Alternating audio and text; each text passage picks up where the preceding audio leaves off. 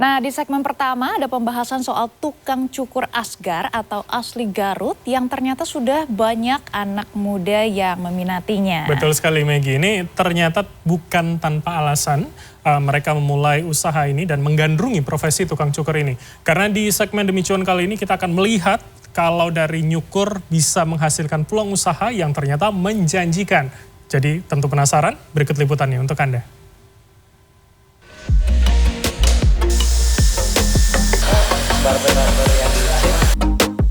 Bekerja menjadi tukang cukur mungkin bukanlah impian semua orang. Tapi siapa bilang profesi ini tanpa cuan? Dua sosok yang akan saya temui kali ini berhasil mematahkan persepsi itu. Berawal dari hobi gunting rambut, ternyata bisa jadi miliarder. Cuan ngucur ke gara nyukur. Suku.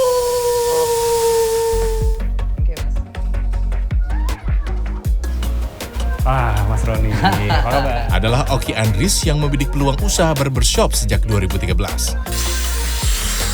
Bermodal 3 kursi dan 2 orang barberman, Oki membangun barbershop berkonsep urban klasik dengan sentuhan industrial. Memang start awalnya mulai dari nyukur dulu. Nah, mulai dari nyukur dulu sampai akhirnya berkembang jadi seperti sekarang. Ya. Singkat perjalanannya seperti apa sih sampai akhirnya profesi nyukur tuh kan kayaknya nggak semua orang banyak yang tertarik kalau nggak passion banget ya nggak sih? Iya. Jadi sebenarnya memang harus datangnya dari dalam diri sendiri sih. Memang suka servicing others gitu. Tapi awalnya dari situ kemudian makin suka sama bisnisnya. Karena ketemu banyak orang kan, tamu tuh datang berbeda-beda, kita belajar karakternya. Terus rambutnya juga macam-macam. Sampai akhirnya kita beraniin untuk bikin produk sendiri juga. Panggilan hati, itulah yang membuat Oki melepas pekerjaannya di perusahaan swasta untuk fokus mengembangkan bisnis barbershop. Hingga kini, 6 cabang telah dibuka dengan 44 tukang cukur. Basically, kita coba untuk repackage lah. Barbershop itu bukan hanya tempat potong rambut aja. Tapi untuk melting pot, untuk networking, untuk memperluas relasi juga gitu.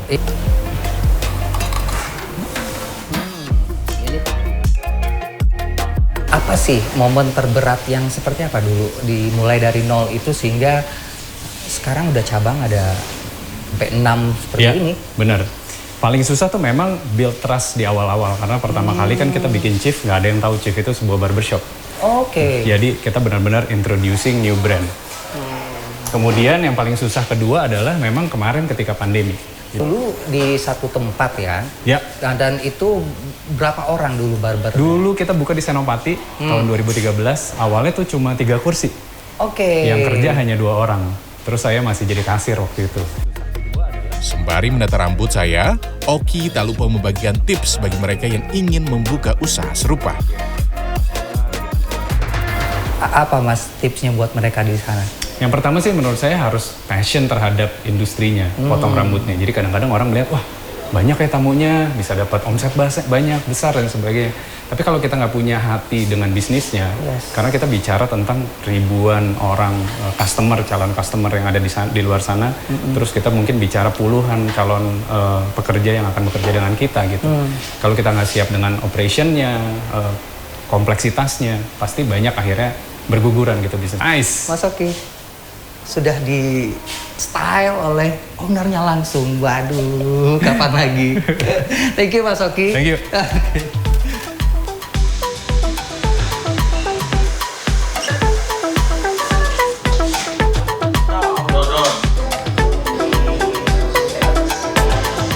Banting setir dari pegawai BUMN menjadi tukang cukur, itulah keputusan strategis yang diambil Iman Taufik sejak memutuskan membuka barbershop pada 2017.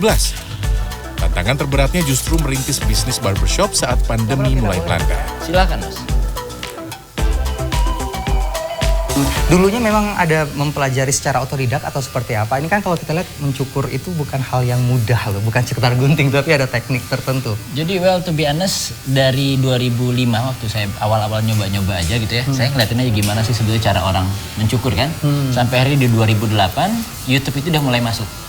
Akhirnya saya belajar di YouTube, otodidak terusnya sampai akhirnya mungkin sertifikasi resminya itu di tahun 2019. Ia bahkan memantapkan diri mengambil sertifikasi pemangkas di Eropa. Kini, usaha barbershopnya memiliki 4 cabang dengan lebih dari 50 barberman. Cuan yang mengucur terbilang fantastis. Dari sisi ngomong bisnis kita nggak lengkap kalau nggak ngomong omset. Betul, betul. Kalau seandainya omset saya sudah bisa mengatakan setiap cabang itu kurang lebihnya di atas 300. Oke. Nah tapi di sisi lain ada yang spesial dari tempat kami, akhirnya kami itu decide untuk tidak membuka cabang lagi. Saya mau coba duluan. Kapan lagi ya guys untuk bisa dicukur langsung oleh ownernya? Bisa. Oke, boleh Mas Iman? Silahkan. Oke. Nah, masih minta ekstrim, kita akan cuma bersihin di bagian sini aja. Jari ya. jemari Iman begitu Dan lihai apa mencukur saja rambut saya. bagi saya. Ia pun menyelipkan pesan kepada mereka yang ingin memantapkan diri di dunia memangkas. Dalam bisnis itu ada satu aspek penting yang kita sebut dengan istilah diferensiasi kan. At that time fokus saya tuh hanya satu sebetulnya. Oke. To bring quality over quantity.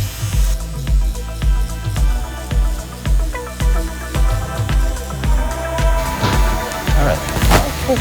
Sih, bedakan hasilnya kalau dipegang langsung sama yang pro. Hasilnya detail banget.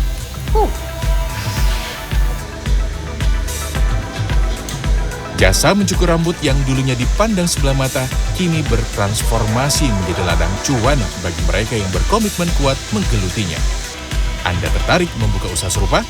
Tim Liputan CNN Indonesia, Jakarta.